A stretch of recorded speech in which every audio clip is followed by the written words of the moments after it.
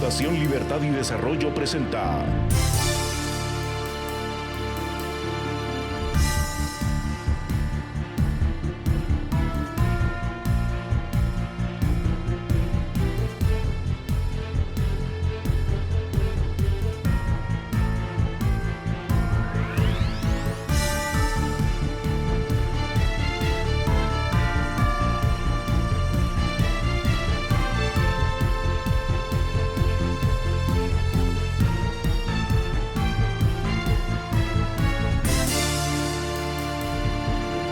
Razón de Estado con Dionisio Gutiérrez.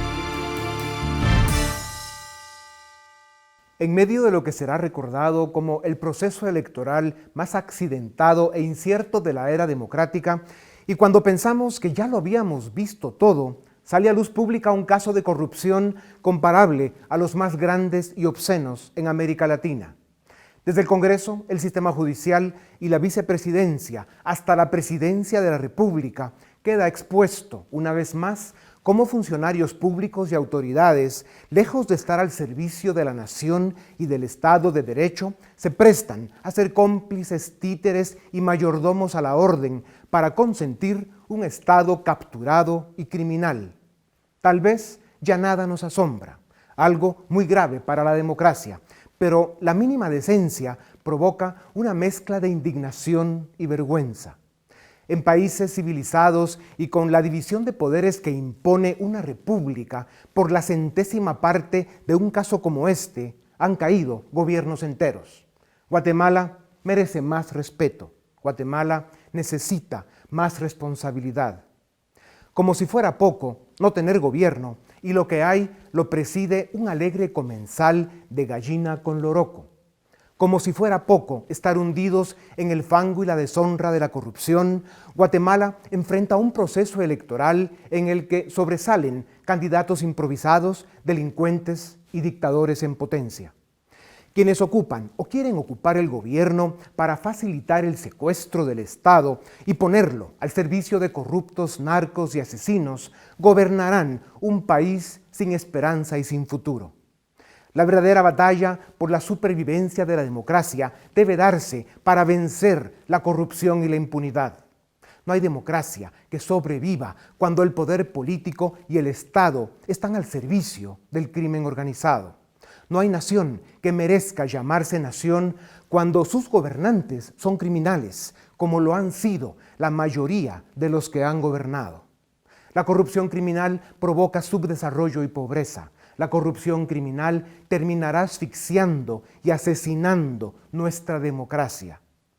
El hundimiento y la miseria de las naciones lo provocan esta derecha cavernícola y troglodita como la que ha gobernado Guatemala los últimos 8 años, en combinación con aquella izquierda ambiciosa, corrupta y autoritaria que nos gobernó previamente.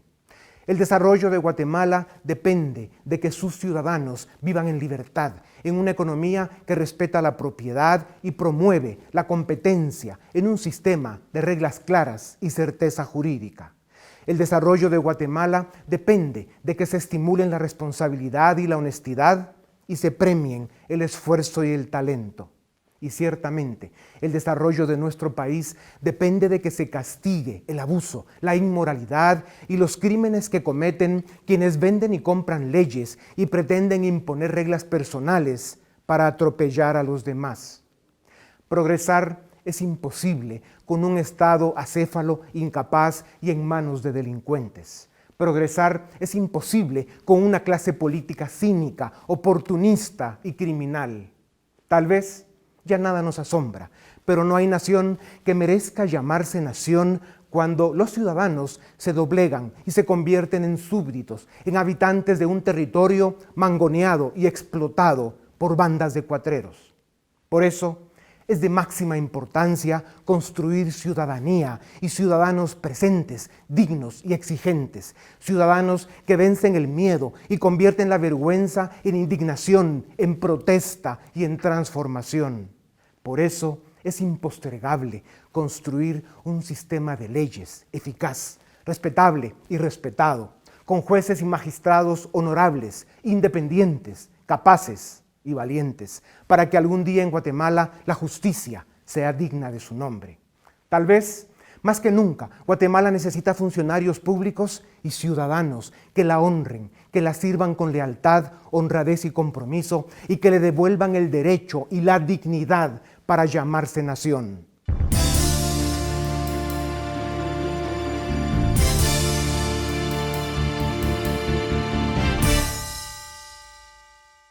Han pasado casi 2 meses de campaña electoral y como tantas otras, esta campaña también ha sido vacía, mediocre, sin contenido y encima sin emoción. Los ciudadanos demuestran cada día más el desencanto que sienten con la política. Hay quienes argumentan que la falta de discusión y de propuestas es una consecuencia de las nuevas reglas en materia de financiamiento político, por el limitado acceso a medios de comunicación y por la forma en que quedó regulado el hacer campaña. Pero esta es una visión parcial, errónea y hasta hipócrita. La historia nos demuestra que, salvo muy escasas excepciones, los partidos no han hecho propuestas de plan de gobierno, legislación o políticas públicas para atender los problemas que afectan a los guatemaltecos. Campaña tras campaña la práctica es la misma. Los políticos mienten y ofrecen lo que saben que no cumplirán. Los partidos no tienen equipo y cuando ganan, desde el primer día improvisan. Seguimos escuchando cancioncitas pegajosas que esconden la realidad de partidos vinculados con el narcotráfico. Seguimos viendo mensajes falsos que presentan artificialmente una cara amable y sensible de candidatos, cuyas mañas y verdaderas intenciones conocemos. No se pueden ocultar. Elección tras elección, nos venden mentiras y discursos vacíos y carentes de sustancia que resultan ridículos a la luz de lo que sus gobiernos nos dejaron. Álvaro Colom y Sandra Torres llegaron al poder ofreciendo que la seguridad se combate con inteligencia, pero en su gobierno se vivió la mayor oleada de violencia en la historia del país. La mano dura, cabeza y corazón de Otto Pérez Molina y los patrioteros, una vez en el gobierno, se convirtió en manos largas, ambición y corrupción. ¿O qué decir del ni corrupto ni ladrón de Jimmy Morales? 3 años y medio después, es evidente que la honestidad, la capacidad y las intenciones de este gobierno son muy cuestionables. Las encuestas nos dicen cuáles son los problemas que preocupan a los guatemaltecos: la falta de empleo, la violencia y las extorsiones, la deplorable situación de las carreteras y la corrupción. ¿Qué propuestas ha escuchado usted para atender esos problemas? ¿Cuántos candidatos han dicho cómo atraerán inversión de empresas para lograr crecimiento económico y generar empleo formal? ¿Cuántos candidatos han presentado su plan para combatir la corrupción sin actores externos? ¿Cuántos candidatos han dicho cómo prevenir el fenómeno de las pandillas o cómo combatir las extorsiones? La respuesta es un absoluto silencio. O peor aún, propuestas populistas carentes de sentido. Ofrecer regalos clientelares desde un estado medio quebrado y endeudado, con una economía mediocre que no crece, es oportunismo, corrupción y populismo. Y está demostrado que esto no saca a nadie de la pobreza. Decir que la violencia se combate con sacar el ejército a las calles es populismo. Ofrecer que la corrupción se acabará cuando ellos lleguen al poder solo nos recuerda aquellas promesas de esos políticos que, tras pasar por el gobierno, terminaron en la cárcel. Y así, a 40 días de las elecciones, a menos que los únicos 2 o 3 candidatos presentables, casi desconocidos, hagan un milagro en su campaña, los guatemaltecos nos enfrentaremos a votar nuevamente por el menos malo. con el riesgo de que resulte ser un incapaz, un oportunista o un delincuente en potencia.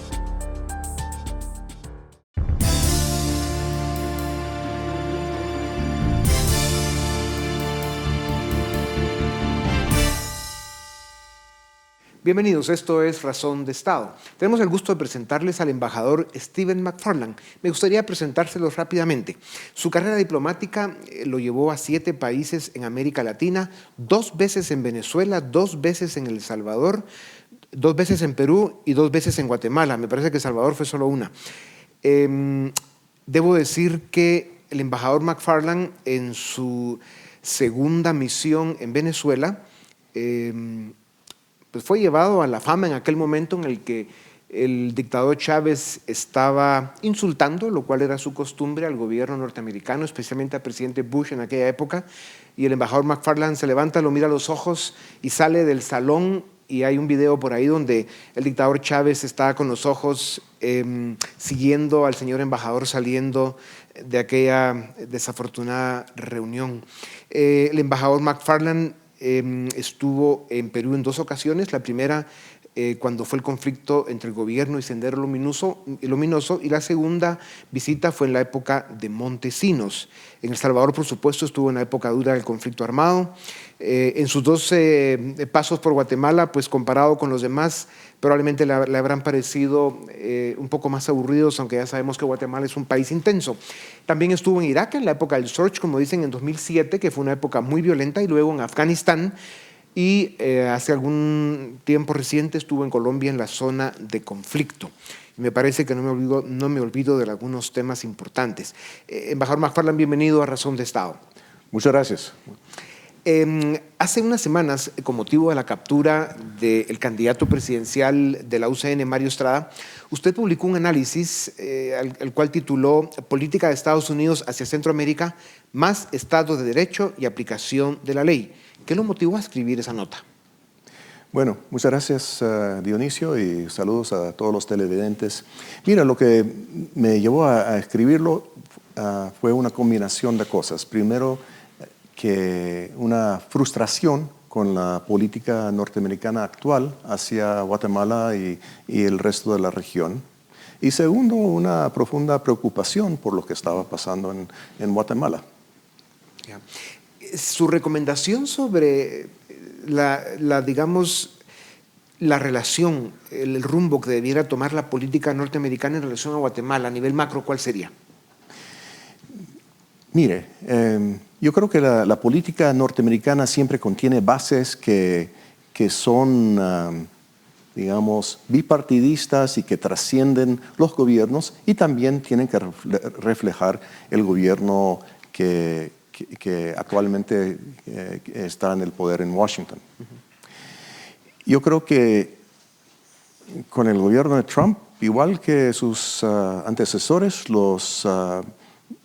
algunos de los objetivos principales tienen que ser tratar de frenar la ola de migración hacia Estados Unidos, y también tratar de frenar el tránsito de drogas hacia los Estados Unidos. Pero yo creo que también hay que pensar en algo que es un poco más regional y global. Yo creo que Estados Unidos tiene que estar pendiente de la posible expansión del papel de la China. Claro. Y también tiene que estar pendiente de Venezuela, y en Venezuela de la importancia que tiene el narcotráfico que fluye desde Venezuela hacia Estados Unidos, pasando por Centroamérica, pasando por Guatemala. Yo creo que esos 4 factores son muy importantes. Por supuesto que hay otros, y por supuesto yo creo que hay muchos intereses que comparten los 2 pueblos que hay que apoyar, pero esos serían los 4 principales. Precisamente, embajador, por el tema del narcotráfico y el nivel de contaminación y daño que ha hecho al Estado guatemalteco y a nuestra sociedad, el caso del narcocandidato que fue capturado en Estados Unidos, pues es una evidencia de que los carteles de la droga estaban dispuestos a manipular el proceso electoral, o están dispuestos, a través incluso de asesinato de candidatos o otras personalidades y del financiamiento ilícito de campañas. ¿Cree usted que la captura de este candidato de UCN pueda ser un disuasivo para que esa manipulación al menos se contenga? ¿Cree usted que el peligro de que el narcotráfico quiera manipular esta elección está presente y es real? Mira, yo creo que es muy, muy importante que los Estados Unidos, a través de la DEA, haya realizado la captura. Yo debo, como buen diplomático, decir que por ahora estas son acusaciones y por supuesto que el señor Estrada y su compañero gozan en los Estados Unidos, igual que aquí, de la presunción de la inocencia. Pero yo creo que Estados Unidos, creo que y Guatemala también, tienen que estar atentos a qué hay que hacer si resulta que estas acusaciones tienen algo de verdad. Será un disuasivo. Mire, yo creo que es un mensaje, pero yo no creo que necesariamente sea lo suficientemente disuasivo como para evitar la posible intromisión de la plata del narcotráfico y la posibilidad de violencia política. Embajador, desde 2008, o sea, hace más de 10 años, Estados Unidos tenía identificado al partido UCN como un partido narco. Durante esos mismos 10 años, el sistema de justicia guatemalteco, las instituciones de Guatemala, pues no fueron capaces de investigar, descubrir estos señalamientos y, digamos, poner orden, hacer que las leyes se cumplan y llevar a los tribunales de justicia a un partido con esos señalamientos. ¿Cree usted que el caso de la UCN es un paradigma de por qué en Guatemala somos incapaces de atender los grandes temas de corrupción, narcotráfico e impunidad? Y que por eso, sin apoyo internacional, medio queda claro de que tenemos problemas serios. Sí. Mire, sobre el punto de si Estados Unidos lo ha calificado como narcopartido, creo que eso sale de Wikileaks y, digamos, los diplomáticos tenemos la orden de no comentar sobre supuestos cables de Wikileaks, aunque tengo que decir que yo nunca me reuní con ese señor. Ahora, en cuanto a si es un caso emblemático o si resume, digamos, las dificultades, yo creo que hay muchos casos ahí que ha enfrentado Guatemala que demuestran la dificultad de establecer el Estado de Derecho en Guatemala. Yo creo que aquí el narcotráfico es un reto, un mal que tiene sus orígenes más que nada fuera de Guatemala. Se cultiva en Sudamérica y se consume mayormente en los Estados Unidos. Entonces es un problema transnacional. Y yo creo que para luchar contra un problema transnacional es válido pedir apoyo a otros países. Creo que eso no no tiene que ser un sacrificio de soberanía, sino más bien un esfuerzo mancomunado por proteger la soberanía.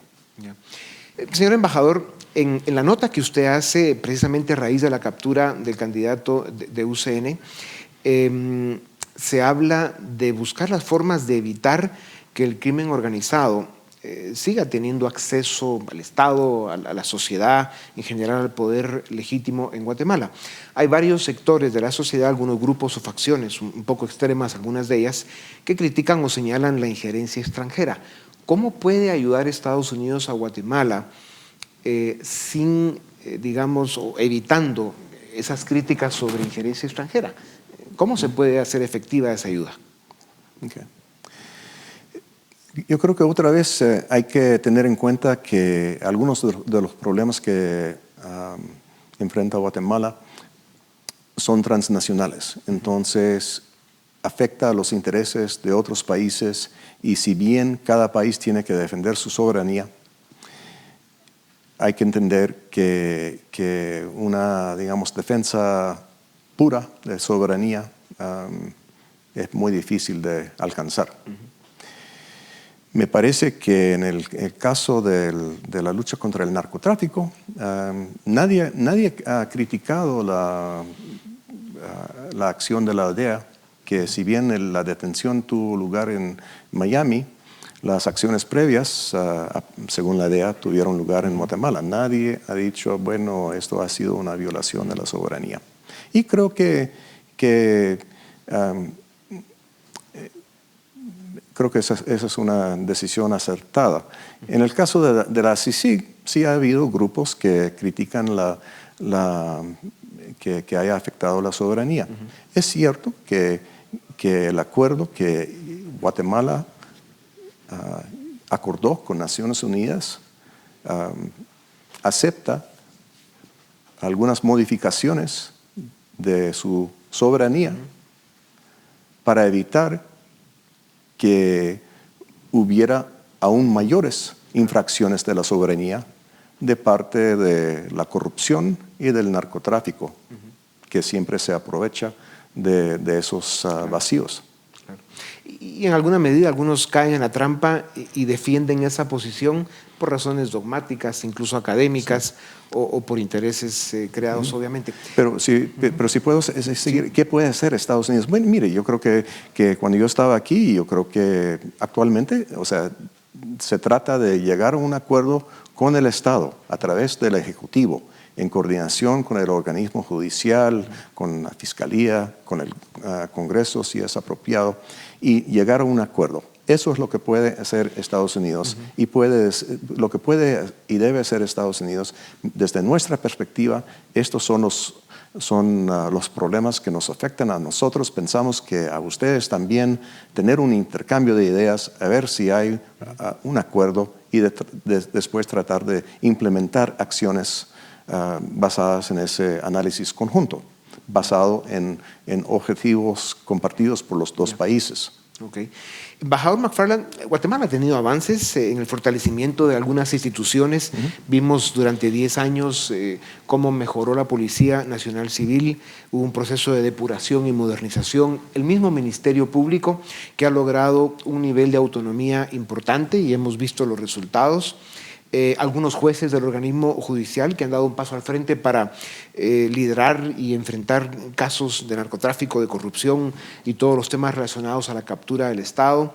Pero pareciera que estos avances alcanzados empiezan a revertirse, por lo menos en la policía estamos viendo casos similares y todo el embate y la presión que ha habido en contra de los esfuerzos de CICIG, que a pesar de sus errores que los ha tenido, el saldo sigue siendo muy positivo. ¿Cómo puede Estados Unidos ayudar a que estos avances alcanzados pues no se reviertan, ¿verdad?, por los actores que desean mantener la captura del Estado? Yo creo que Estados Unidos en esas cosas no se puede imponer. Yo creo que tiene razón en señalar que sí ha habido varios avances y creo que algunos de esos avances se mantienen. La Fiscalía, por ejemplo, hasta en los últimos días sigue demostrando su independencia y su deseo de buscar la verdad. La justicia también.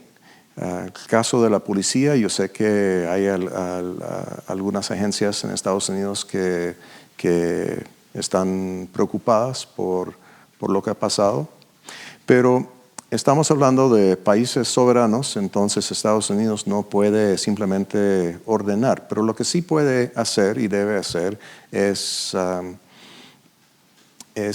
detallar en privado, a veces en público,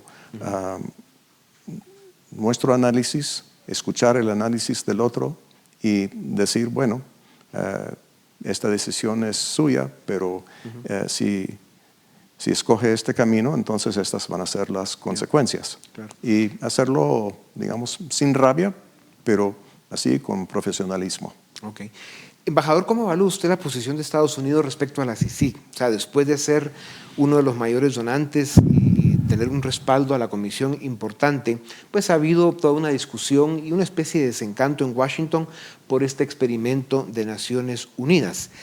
¿Usted cree que si siguen los planes de Estados Unidos, que va a seguir algún tipo de apoyo? Es difícil decir porque, digamos, la política de los Estados Unidos hacia Guatemala y hacia la región es una política que no termina de cuajarse.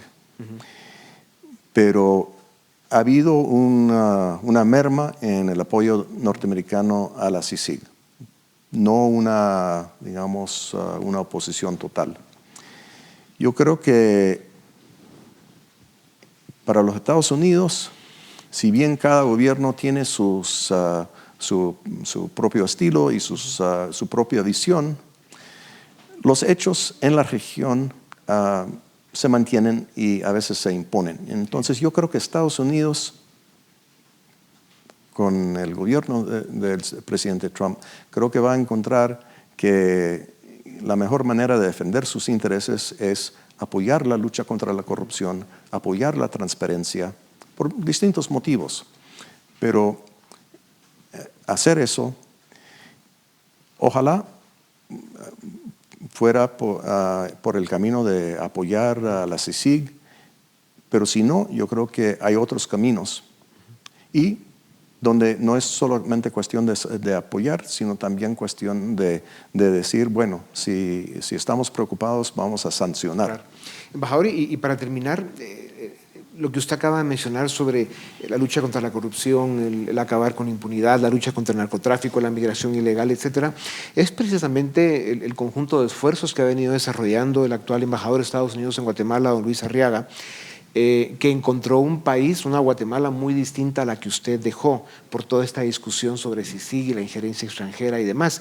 Y sin embargo ha logrado un trabajo, digamos, profesional, efectivo y bueno, está logrando después de año y medio de su gestión hacer un trabajo. ¿Cuál es su opinión y qué palabras de apoyo le daría? Mire, yo creo que el embajador Arriaga ha hecho un gran trabajo en una situación sumamente difícil. Y lo ha hecho con mucho profesionalismo. Creo que ha combinado un conocimiento profundo de lo que está pasando en Guatemala con lo que necesita los Estados Unidos y a la vez ha sabido representar, como tiene que hacer cada embajador, a su presidente. Entonces yo lo felicito por el trabajo que ha hecho, que no es fácil, pero que sí es necesario. Pues embajador, muchas gracias por haber estado con nosotros. Le deseamos mucha suerte en sus viajes y en sus misiones. Y con ustedes volvemos en un momento para seguir en Razón de Estado.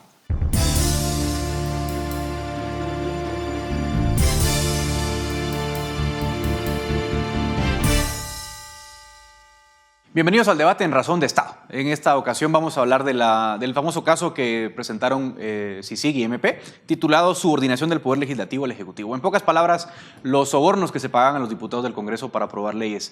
Para ello ya contamos con nuestros invitados. Nos acompañan esta vez Philip Chicola, director del área política de la Fundación Libertad y Desarrollo, Cristian Castillo, analista en temas sociopolíticos del IPNUSAC, y Luis Miguel Reyes Silva, quien es director del área social de la Fundación Libertad y Desarrollo. Entremos en materia, señores. Este caso se presenta para evidenciar algo que, bueno, se hablaba bastante en aquel tiempo. En 2014 había un sistema, por decirlo así, para sobornar diputados desde el Ejecutivo, desde Roxana Valdetti, para ser más explícitos, para la aprobación de leyes que incluso llega a pesar en la designación de cortes. ¿Cuál es el significado de este caso? Un poco para contextualizar a nuestra audiencia, ¿cuál es el significado que tiene este caso y la importancia en medio del proceso electoral, Philip?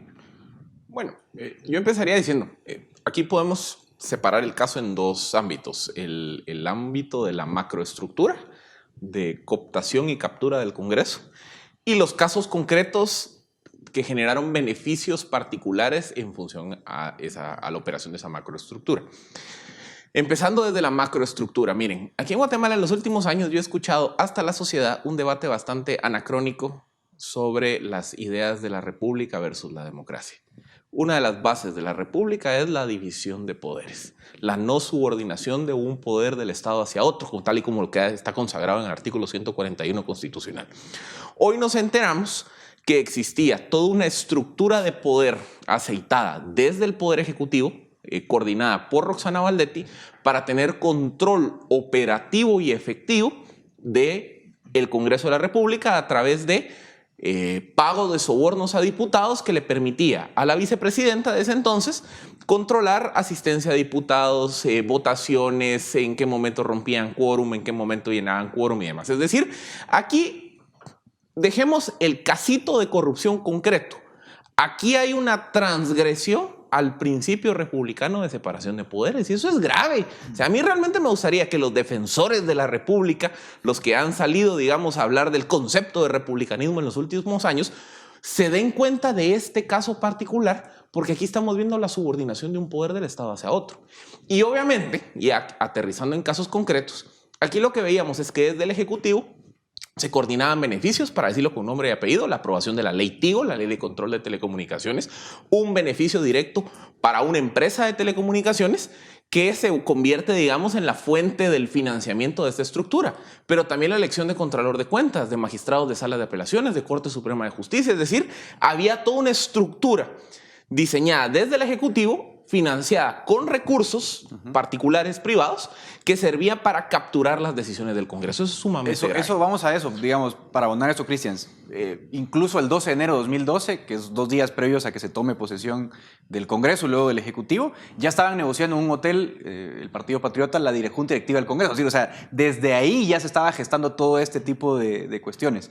Lo otro también es grave, ¿no? Había una entrega en efectivo, había jefes de línea, ¿no? Encargados de pasar los sobornos en mochilas en efectivo. No es para sonar ingenuo, pero ¿no es esto ya otro nivel de corrupción que no conocíamos? O por lo menos que no era tan evidente como el que se vio en ese momento. Sí, yo creo que hay que separar el caso en dos partes, en la parte jurídica y en la parte política. Digamos, en lo jurídico, evidentemente, el cohecho activo y pasivo está vigente y llega a niveles ya de cinismo en lo que nos ha evidenciado este caso. Pero en lo político hay que recordar que ya esa sujeción entre poderes la vimos en la DC por las condiciones de la transición a la democracia, en donde el que ganó el Ejecutivo ganó también el Legislativo. Lo vimos en el PAN con la famosa aplanadora amarilla, lo vimos en el FRG y obviamente el nivel, digamos, más elaborado con ya tintes de estructura criminal fue el Partido Patriota. No obstante, en lo político ya estábamos relativamente, inclusive hubo momentos en donde se extrañó el hecho de que quien ganaba el Ejecutivo no tuviera aplanadora en el Legislativo, que es a partir del gobierno de Óscar Bercén, donde empieza a cambiar la configuración del Congreso y el que gana la presidencia ya no tiene la bancada mayoritaria. Lo realmente complicado acá es que se crea toda una estructura precisamente para comprar leyes a la medida, y lo vimos en momentos anteriores, por ejemplo, con las frecuencias de televisión abierta. También un caso en donde se buscaba desde fuera del Congreso generar incidencia hacia adentro del Congreso y poder tener, digamos, algún nivel de incidencia en los resultados de las leyes.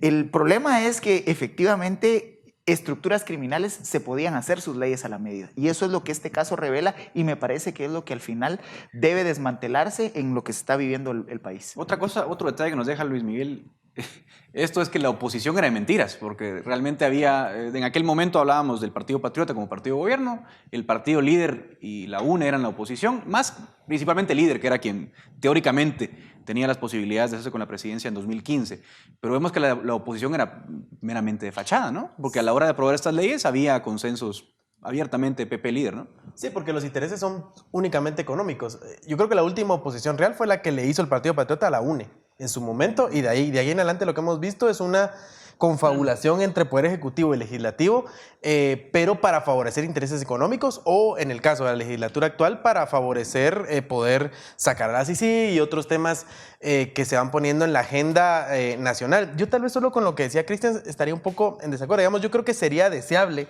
que un partido pues ganara suficientes escaños en un Congreso y que tuviera el legislativo para poder mover una agenda política. Digamos, esperemos que esa agenda política sea para beneficio del país.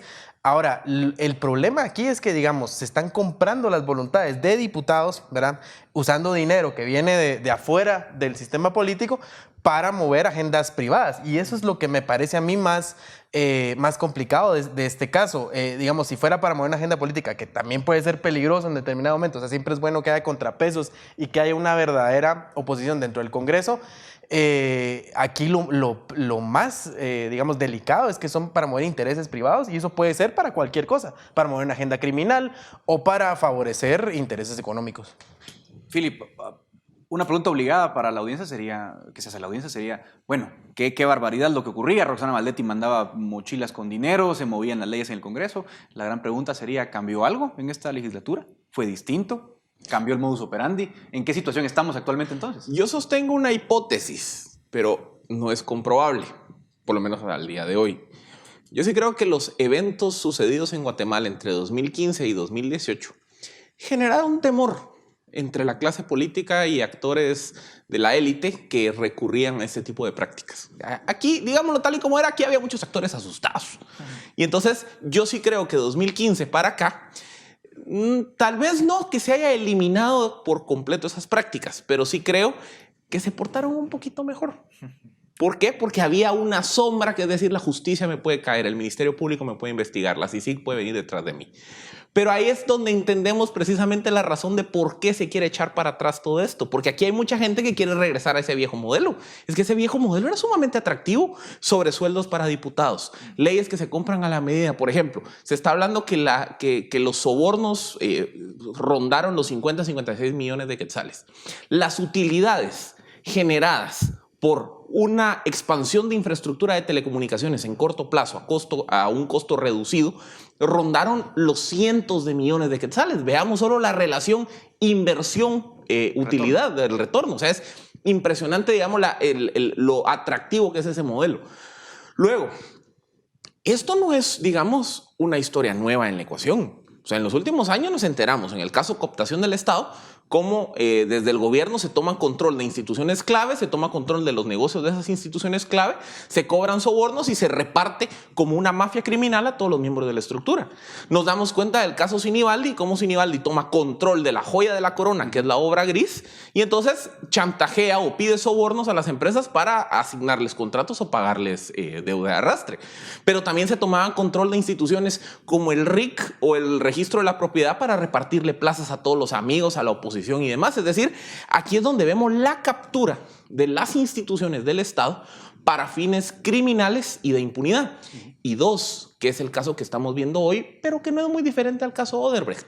Cuando estas prácticas se institucionalizan, cuando se vuelve ley, cuando ya la captura del Estado permite que esa práctica criminal de impunidad, de corrupción, se institucionalice en el tiempo. Odebrecht es otro ejemplo de cómo, bueno, viene la repartición de coimas y entonces la oposición dice, ay, sí, este contrato aprobémoslo, entonces suspendo la interpelación y apruebo la ley. Entonces, aquí es donde vemos cómo la captura de las instituciones sube a un estrato superior, que es la cooptación. Y eso es a lo que muchos quieren regresar. Ahora, hablando de esa cooptación, un tema fundamental en esta acusación es, en parte, ¿no?, los sobornos que se dieron para nombrar Contralor General de Cuentas y para nombrar, que por cierto es candidato a diputado de la UNE, y para nombrar también a la Corte Suprema de Justicia, Cortes de Apelaciones. Y hago esta pregunta porque estamos a días o meses, ¿no?, de entrar en las comisiones de postulación para nombrar Corte Suprema de Justicia.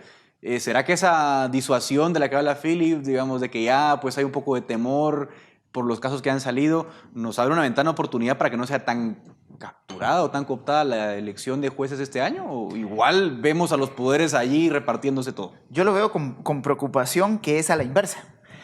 el miedo que había, como bien ha planteado Philippe, después de los acontecimientos 2015-2016, se revierte desde el momento en el que el Congreso de la República logra modificar el artículo 407N del Código Penal, en donde la tipificación del financiamiento electoral ilícito había involucrado a financistas y financiados en una trama criminal dentro de los partidos políticos. A partir de ahí vemos un empoderamiento de una alianza oficial conservadora en torno al presidente de la República, que ha venido impulsando acciones que no solo han contenido los avances, sino que buscan revertirlos. Y en el tema que más preocupa es precisamente la elección de Corte Suprema de Justicia y Cortes de Apelaciones. Me parece que la gran batalla de la democracia en este momento es precisamente el organismo judicial, porque todos aquellos casos que han sido presentados desde el 2015 y que no lleguen a sentencia firme antes del 13 de octubre de este año, van a quedar en manos de jueces que van a elegir los actuales diputados que están en esa alianza en torno al Ejecutivo y que han impulsado una serie de acciones realmente controversiales. ¿Y los operadores siguen operando? Los operadores del lado oscuro. Y creo que la dinámica va a continuar. ¿Por qué? Porque en el 2014 era Herrera y Juan de Dios Rodríguez.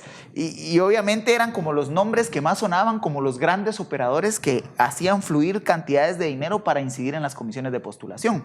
Esa dinámica, me parece que la amenaza va a continuar, y obviamente la evidencia de esto es la forma en que se da, por ejemplo, la elección de la Junta Directiva en el Congreso, en el Colegio de Abogados. Yo sí creía que no cambió en sí la forma como funciona. Lo que cambiaron fueron los incentivos. Digamos, los incentivos en aquel entonces eran comerciales, era mover una agenda económica de determinados actores y comprar los diputados por eso. Yo creo que ahora el incentivo es procurarse impunidad. Entonces, lo que van a hacer en todo caso es cooptar las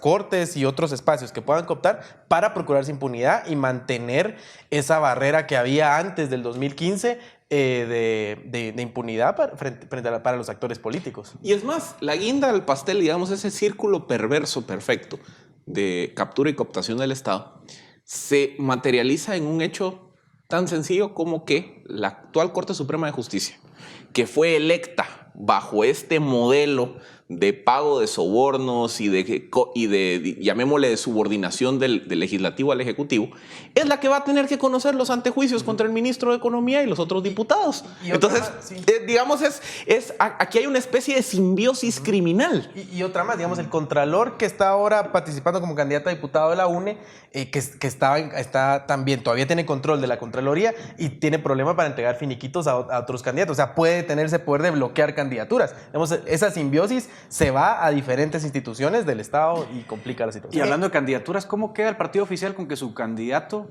esté acusado en este caso? Que en definitiva me parece que era una especie de tabla de salvación, porque el diputado que ha ganado y ha sido reelecto por Quiché ya no tiene el mismo nivel de control y dominio sobre una población que ha venido ganando en participación y en voz.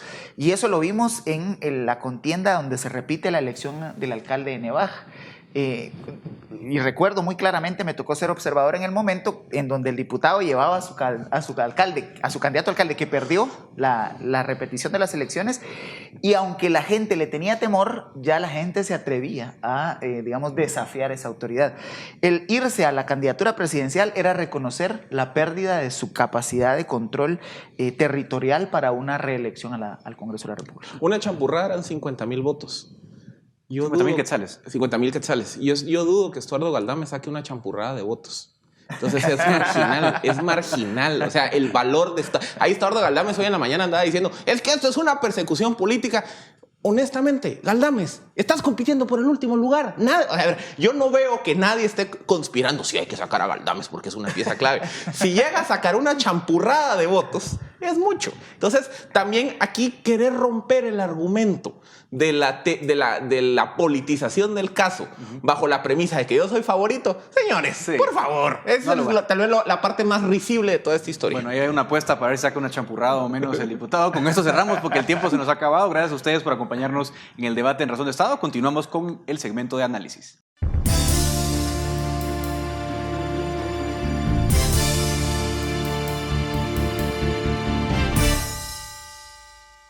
De acuerdo con el sondeo de opinión de Sid Gallup de la semana pasada, 1 de cada 4 guatemaltecos afirma que el principal problema del país es la inseguridad. 1 de cada 5 cree que es el desempleo. Y cuando se pregunta a los guatemaltecos cuál es su problema familiar más importante, las cifras son más duras. El 41% afirma que es la inseguridad y el 24% dice que el dinero no alcanza. Aunque los problemas son claros, prácticamente ningún candidato se ha pronunciado por la delicada situación de la Policía Nacional Civil en el presente gobierno. Desde que asumió el actual ministro de Gobernación, despidieron al menos a 30 mandos medios de la Policía Nacional Civil y a decenas de agentes en medio de cuestionamientos por tales decisiones. Muchos de ellos eran técnicos y habían llegado a la policía por capacidad y honradez. La incapacidad del Estado para brindar seguridad a los ciudadanos hace que un amplio 63% respalde la aplicación de la pena de muerte. Para la economía, después de 7 semanas de campaña, se conocen muy pocas propuestas económicas de la magnitud necesaria para reactivar la inversión, la generación de oportunidades y el consumo. En medio de los problemas de inseguridad y una economía débil e insuficiente, la tercera prioridad para los guatemaltecos es la lucha contra la corrupción. 1 de cada 5 guatemaltecos considera que meter en la cárcel a los corruptos debe ser una prioridad del próximo gobierno. El sistema de justicia y la administración pública necesitan reformas profundas que permitan reducir los grandes niveles de corrupción del país, pero los políticos parecen no tenerlo en su agenda en estas elecciones. Este sondeo de opinión muestra que las entidades que gozan de mayor confianza son las iglesias y la universidad pública, y las menos confiables son el Congreso, los partidos políticos y el gobierno. Sin duda, el sistema político vive una crisis de confianza y credibilidad y está hundido en un mar de incapacidad y corrupción que debilita y amenaza la democracia y anula el respeto a la ley y el Estado de Derecho. Contrario a lo que pudiera suponerse, no existe polarización por temas ideológicos.